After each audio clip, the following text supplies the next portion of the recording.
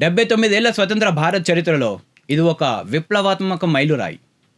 Rupee revolution. Video చివరి వరకు చూడండి. నీ దేశాన్ని ఎవడైనా తక్కువ చేసి మాట్లాడితే సమాధానం చెప్పాలిగా, అది నేను నీకు క్లియర్గా అర్థమయ్యేలా చెప్తా. అంతకన్నా ముందు ఒక చిన్న పిట్టకథ చెప్తా. ఒక ఊరుంది. అక్కడ దమ్ము, దన్ను, డబ్బు, పవర్, పలుకుబడి ఉన్న ఒక జమీందారు ఉన్నాడు. ఆ ఊరి జనాల కష్టాన్ని దోచుకుంటూ, వారిని ఇబ్బంది పెడుతూ, తన మాట వినని వాళ్ళని కార్నర్ చేసి తారీఫ్. కథలో ముందుకెళ్లారు.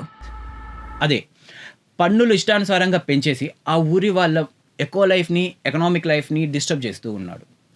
వాడికి ఎదురు చెప్పే ధైర్యం అక్కడ ఎవ్వరికీ లేదు. వాడి ఆగడాలు ఎక్కువైనప్పుడు ఒకడు తిరగబడతాడు అండ్ వాడి సామ్రాజ్యాన్ని నేల రాసే వరకు పోరాడతాడు. అమెరికా తన కాళ్ళ దగ్గర పడి ఉండని దేశాల మీద టారిఫ్స్ పెంచేసి ఇబ్బంది పెడుతుంది. అది మన దాకా వచ్చింది.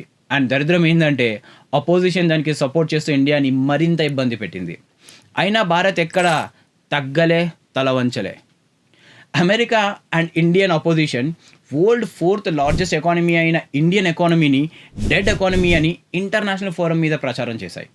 తద్వారా ఇండియా మీద ఇన్వెస్టర్స్కి ఒక నెగిటివ్ ఇమేజ్ క్రియేట్ చేసి ఎకనామికల్గా దెబ్బ కొట్టే ప్రయత్నం చేశాయి. ఇక్కడ ఇండియా ఒక బోల్డ్ స్టెప్ తీసుకుని అందరి ఆటలకి చెక్ పెట్టింది. అదే ఇక పైన ఇంటర్నేషనల్ ట్రేడింగ్ మొత్తం రూపీలోనే చెయ్యాలని. అందరికీ తెలుసు, అయినా చెప్తున్నా, ఇప్పుడు ఏ దేశమైనా ఏమన్నా కొనాలన్నా అమ్మాలన్నా డాలర్లోనే పేమెంట్స్ చేయాలి. బ్రిక్స్ గురించి అందరికీ తెలుసు. ఇది ఒక గ్రూప్ ఆఫ్ ఎకనామిక్ నేషన్స్. ఇందులో Brazil, Russia, India, China, South Africa ఉంటాయి. అండ్ రీసెంట్గా జరిగిన ఒక సమావేశంలో international trading maximum rupees or local కరెన్సీలోనే చేయాలని తీర్మానించారు. దీనివల్ల డాలర్ అహంకారం నేలకు దిగుతుంది. ఇప్పటికే ఇండియా, రష్యా మధ్య జరుగుతున్న ఆయిల్ కొనుగోలు ట్రాన్సాక్షన్స్ పూర్తిగా రూపీస్లో అండ్ పాక్షికంగా రూబెల్స్లో జరుగుతున్నాయి. ఇప్పటి వరకు యాక్టివ్ రూపీ ట్రేడ్లో ఉన్న Russia, United Arab Emirates, Malaysia, Sri Lanka, Nepal, Bhutan, ఇరాన్తో పాటు మరో 22 దేశాలతో చర్చలు జరుగుతున్నాయి.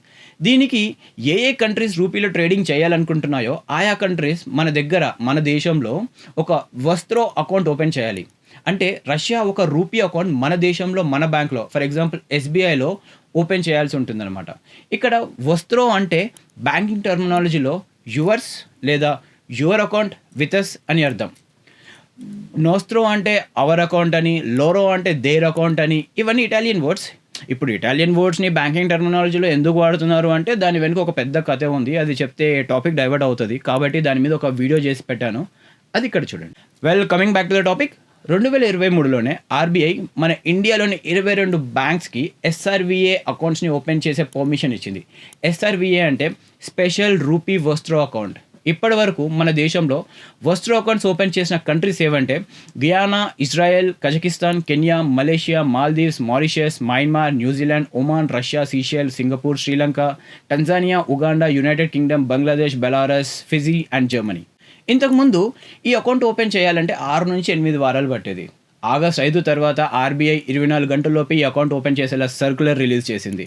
దీనివల్ల డాలర్కి పెద్ద బొక్కేంటి అంటే ఇంటర్నేషనల్ కొనుగోలు అమ్మకాలు ఇంతకుముందు డాలర్లోనే జరిగేవి. కానీ ఇండియా ఇప్పుడు ఒక డాలర్ బైపాస్ గీతని గీసింది. ఇక మీద అంతర్జాతీయ అమ్మకాలకి కొనుగోలుకి డాలర్ అవసరం లేదు. వస్త్రో అకౌంట్ ద్వారా బయ్యర్స్ రూపీలో చెల్లిస్తారు అండ్ సెల్లర్స్ రూపీస్లోని ట్రాన్సాక్షన్స్ తీసుకుంటారు. డాలర్ షేర్ ఇండియాలో ఇంతకుముందు 85% ఉండేది. ఇప్పుడు అది 72కు పడిపోయింది. ఇప్పటి వరకు 30 దేశాలు మన దగ్గర 150కి పైగా వస్త్రో అకౌంట్స్ ఓపెన్ చేశాయి. 1,34,000 కోట్లు అంటే $16 బిలియన్ ట్రేడ్ ఇండియన్ రూపీలో సెటిల్ అయ్యాయి.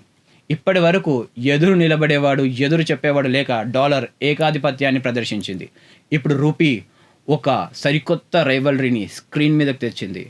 చూడాలి ఈ రూపీ రెవల్యూషన్ ఎక్కడి వరకు వెళ్తుందో. అప్పటి వరకు జై హింద్.